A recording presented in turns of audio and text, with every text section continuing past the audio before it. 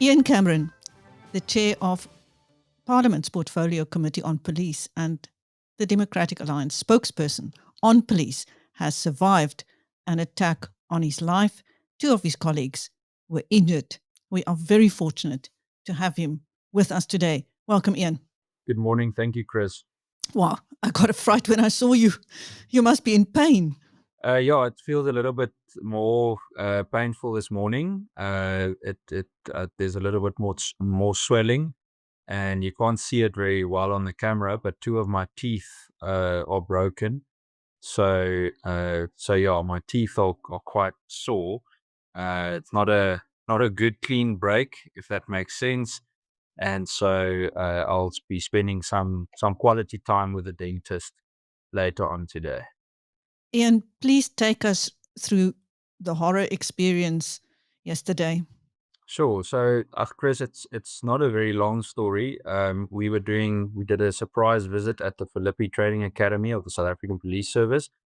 And when we completed our visit, we were on our way back to the airport to drop Lisa, a fellow MP, at the airport. She was sitting in the back of the vehicle, and Nicholas Gotzel, my fellow MP, as well, sitting in the front next to me. I was driving, and the road was quite congested. That part of Nyanga of Phillipi East is problematic. I mean, I've been working in the area for over 5 years. I know the area well, and we know the risks there. Yeah, and the traffic started piling up. Municipal bakkie from City of Cape Town stopped next to us, and while they're working, well, no, not the one worker, one of the drivers said to us, "You guys really need to be careful here." And I said to him, "No, we know. We've been here before." And Lisa just said, "Something doesn't feel right." And when she said that, obviously you immediately are even more alert. And it was in a space of seconds. And they broke the window on my side. And shortly after that, me and the guy that was trying to get in on my side was like, I was trying to keep him out, and he kept on coming and kept on like hitting. I don't know what he had. I'm guessing it was another brick, but the brick that he broke in with was already inside the car. It was on my lap. And then yeah, I was pushing him away, and then I just heard another shot on the other side, not a gunshot, just a noise, a loud noise. Looked around, and they had hit Nicholas on his head, very, very bad wound. He was just covered in blood. His whole face was covered in blood. His clothes was covered in blood. And at that very moment, they hit Lisa's side as well. So there were two guys trying to get in on that side. Nick fell down to his lap with his head. And obviously, I tried to defend us with what we had, and we managed to escape. But it was quite a scary experience. They just kept coming. It was like nothing would scare them off, I mean, we all threw punches and were fighting back, and they never managed to steal anything, but they were very determined to get into the vehicle. At what stage did you get to your firearm? So I probably when Nick dropped down to his lap, I knew that it was, and that's the only opportunity that we had. They kept coming, and Nick was definitely losing a lot of blood. And yeah, at that stage, from what I recall, leant over, reached for it, I pushed him down, and then did what needed to be done.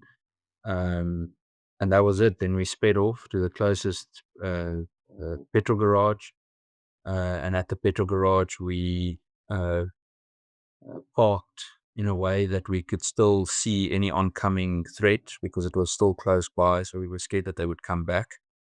And we then immediately started calling for emergency services help. Lisa spoke with Crisis on Call to arrange the medical emergency services.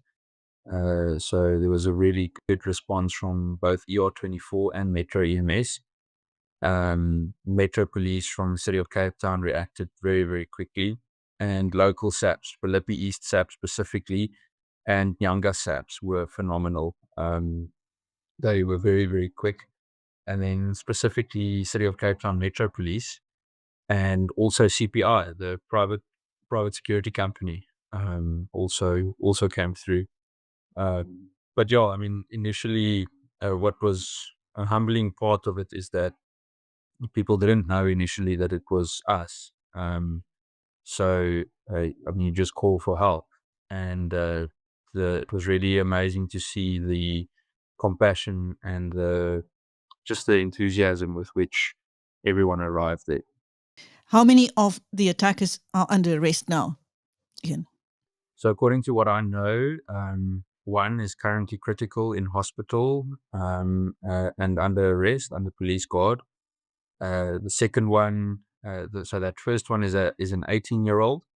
The second one is a 16-year-old that they arrested earlier this morning, and I'm told that they're busy tracing the third suspect. Ian, what do you believe was the motive for this attack?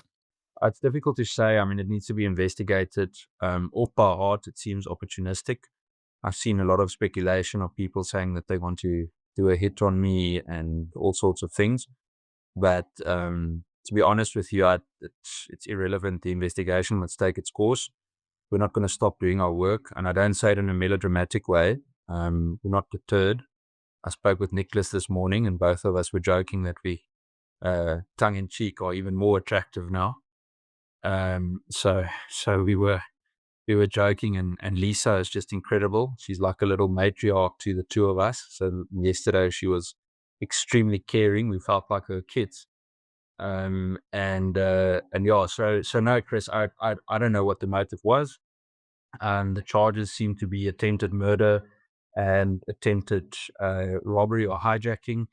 The police are on their way to see me now, so then I'll learn exactly what the charges are that they're looking at. But again, gonna do our jobs. It's not gonna stop us, whether it was targeted or not.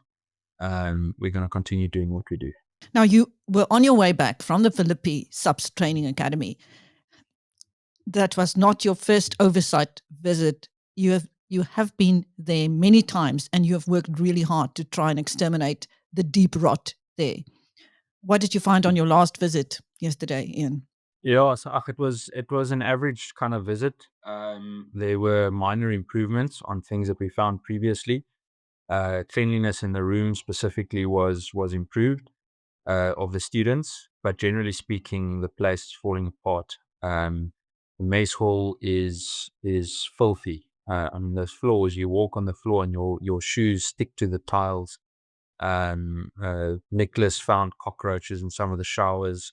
There are quite a few toilets that don't even have any working parts anymore. Urinals that don't work in some of the dormitory bathrooms. There's a whole list, Chris. The point is, it wasn't an exciting meeting. It was unfortunate that one of the senior members at the academy came to me afterwards and said we owe the commander an apology for the accusations regarding corruption at the academy, because there is no corruption. I laughed and I said, all of the corruption that we spoke about was aired from inside the South African Police Service. It's not something that we sucked out our thumbs. So I'm not sure what her agenda was, but nevertheless, once again, we won't be deterred. We'll be setting up a report regarding it. Yesterday was obviously a cosmetic visit in terms of looking at infrastructure and just general conditions at the academy. But with regards to the corruption allegations, we'll be following up, because unfortunately, the Hawks have gone completely silent regarding the investigation. And it's a large amount of money that is concerned. Interesting that she also said to Lisa, yeah, there's no corruption here. And Lisa said to her, how do you even know there's no corruption if you haven't been financially audited in over 6 years? And she just went quiet. So, yeah. She was trying to intimidate you. Oh, I don't know. If she was, she didn't do a very good job. Again, we're going to do what we do, and it's a privilege to be able to.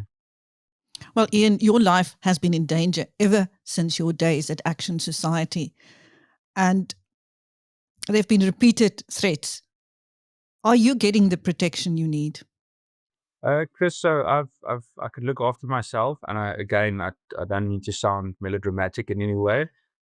We do what we can personally. I've been receiving a lot of support and encouragement from the Democratic Alliance as well. From Parliament side, after yesterday's incidents, everyone also called and sympathized and so on. The police had done previous threat and risk assessments on me. The outcome indicated that some kind of protection was necessary. Unfortunately, that didn't happen. But again, I don't expect special treatment. We're going to continue doing the job. So also, what's encouraging to me is the fact that we are actually quite a group of MPs, but also, a bigger network of people from civil society and so on that work together on all of this. And I think together we actually look after each other quite well. And yesterday is a good example of that, where the three of us were able to actually operate as a little team. I don't think they expected the pushback that they got yesterday when they attacked that little car. Well, hopefully yesterday's attack, Ian, will speed up the provision of the protection you need. Yeah, we'll see. We'll see. I'm not holding my breath, but again, we're already planning our next visit there, and we're planning to join the neighborhood watches there for a good old night walk in Phillipi, and look forward to that as well. I think there's no better way. You've known me over the years, and I think the best way to tackle crime is through community involvement and directly, be on ground level. And yeah, we're excited to get started again. Just want to rest a little bit, and then in a day or two we'll be back to operate. Thank you, Ian. That was Ian Cameron, the chair of Parliament's Portfolio Committee on Police and the Democratic Alliance Spokesperson on Police, speaking to BizNews after surviving a horror attack. Thank you, Chris.